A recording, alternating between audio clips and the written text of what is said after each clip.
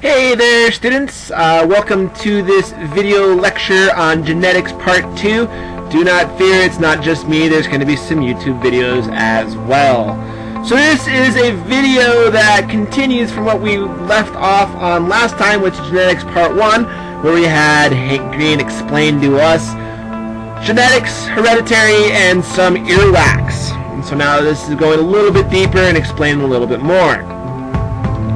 So the plan for this video, what we're going to be doing, well, first we're going to better understand homozygous and heterozygous and determine the probability of an offspring acquiring a certain trait from their parents. Then we're going to learn what a Punnett square is and how to use it, and finally we're going to apply our knowledge using real-world examples. So why do we want to learn all this? Well, that's a really good question. Really, genetics are the backbone of evolution, and next semester we're going to be talking about evolution, and it's really important to have a basic understanding of how we got to that point. And then also, another reason you want to is because it's important to have a really basic understanding of genetics if you plan to have a child someday. And genetics really can explain why blue-eyed children have blue eyes, or why a genetic disorder can be passed from one generation to the next, or how a genetic disorder can be skipping generations from one generation to 2 generations later. So it's important to have some of that background knowledge before going to a doctor. So how are we going to do this? Well, we're going to quickly review homozygous and heterozygous, and then we're going to watch a video on Mendel genetics, and then we're going to watch a video on making Punnett squares. Then we're going to have Hank Green explain to us why blue eyes aren't endangered after all. And then he's going to explain to us the truth behind redheads.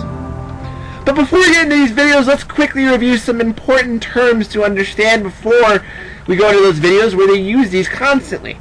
And one of these is alleles and phenotypes.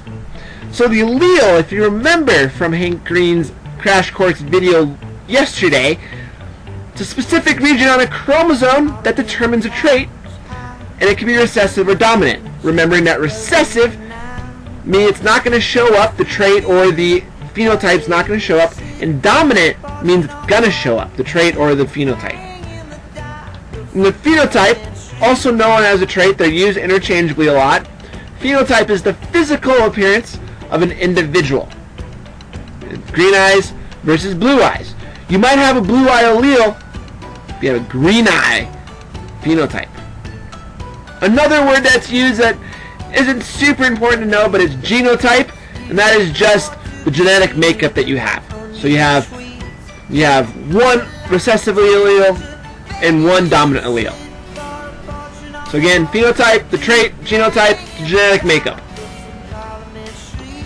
Homozygous versus heterozygous. All these videos use these terms a lot, and it's really important to understand what they mean.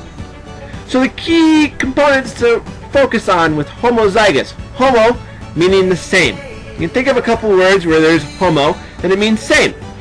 Zygous means alleles, same sets of alleles. Homozygous, same sets of alleles. The next one is heterozygous. Hetero means different. Again, you can think of many different words that start with hetero. Zygous means alleles. Heterozygous, different sets of alleles. So the first video we're going to watch is Mendel genetics. Some key points I want you to focus on: heterozygous versus homozygous. Punnett squares, passing traits from one generation to the next, and finally, why traits skip generations. So sit back, relax, and enjoy this video.